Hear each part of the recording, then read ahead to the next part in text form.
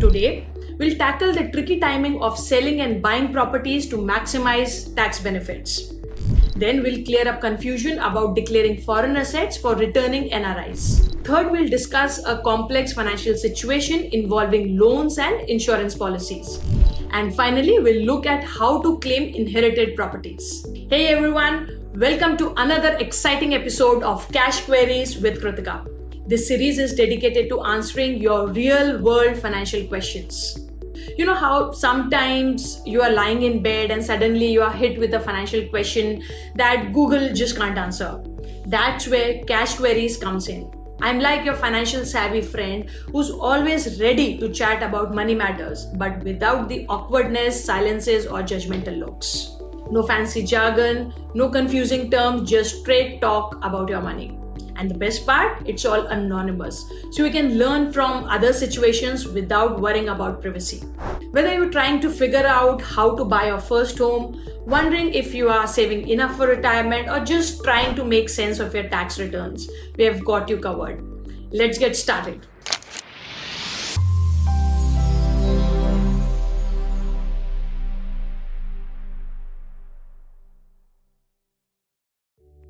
Now, I'd like to introduce Mithilesh, who will be reading out our questions today. Take it away, Mithilesh. I bought an apartment in 2005. I'm planning to buy another one. This new apartment is under construction and my purchase is under construction linked plan to be completed in 3 years before the letter of possession is given. The application has been signed and construction linked installment started. How much gap can I keep between selling my current apartment and purchasing the new one? How many years before the purchase or after the purchase can I sell my apartment and claim capital gains benefit? What will be considered as the date of purchase for tax purpose of the new apartment? Okay. Sale of residential house property is a sale of capital assets and will attract capital gains tax.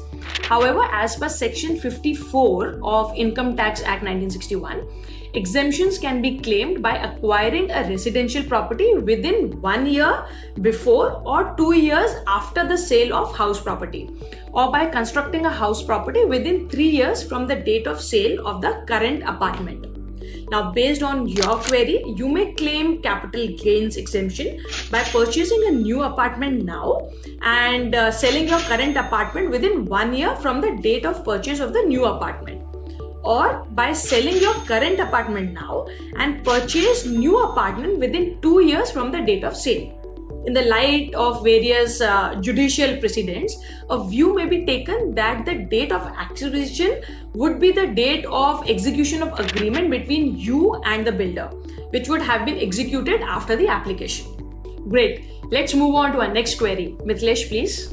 I have returned to India after living abroad for 16 years. My residential status in India for the next 2 years will be resident but not ordinarily resident, which is RNOR.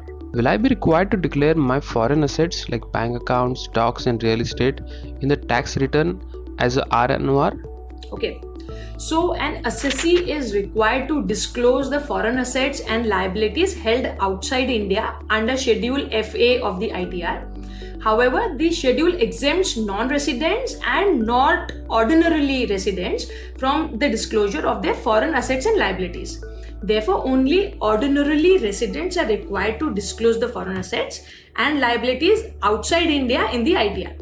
However, an assessee who is not ordinarily resident is required to disclose all the movable and immovable assets located in India: land and buildings, bank deposits, shares and securities, insurance policies, loans and advances given, cash in hand, jewelry, bullion, vehicle, yacht, boat, aircraft, interest held in the assets of a firm or association of person as a partner or member, etc., along with the corresponding liabilities in case the total income exceeds 50 lakh rupees. Wow, interesting situation, right? Let's move on to our next question. Mithilesh, please. I am 52. I have a home loan balance of rupees 18 lakhs payable over the next 7 years and an education loan of rupees 45 lakhs for which the EMI has not started, but I am paying an interest of rupees 35,000 per month. I have a Jeevan Saral policy with current surrender value of approximately rupees 25 lakh, which I can continue for another 13 years. I pay a premium of Rs 36,000 every quarter for this policy. Apart from this, I have another term insurance policy of Rs 2 crores. I can work for another 8 years before I retire. My question is, should I surrender the insurance policy to partially pay off the education loan, or should I continue the EMI way for the next 8 years? If you advise to close the insurance, where should I invest the saving from interest and EMI? Okay, thank you for that question, Mithilesh. You should not touch your insurance plan for prepaying loans.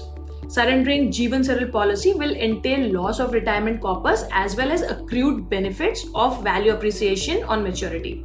To keep your current cash flows manageable, ensure that your monthly fixed obligations such as your home loan EMI or your education EMI and insurance premiums are less than 50% of your take-home income.